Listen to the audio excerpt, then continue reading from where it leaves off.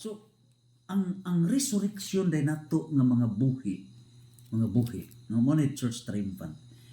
Ang resurrection day na yun, spiritual here rather means that in the risen life, the Holy Spirit dominates bodily existence in place of the negative, death-dealing forces that operate within our earthly time and space.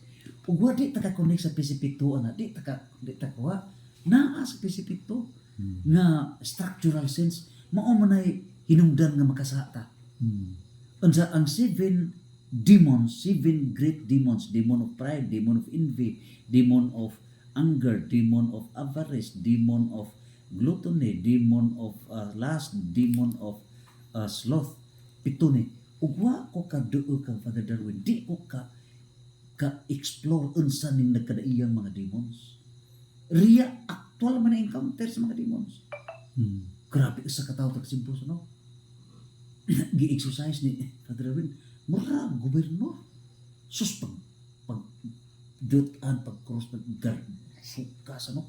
Sukahan sa pati luya Father Darwin ni ako di ko kahimo ning trabaho pero grabe duot si Father Darwin. Isingkit ka lang isog bitaw. Ikaw kang Darwin na ka. Yan Father Darwin. Pila na mo kabuok demons nasod. Kani ato millions no? Karon pila na mo karon? 50 na may kabuok. Imagine, grabe lang Jesus.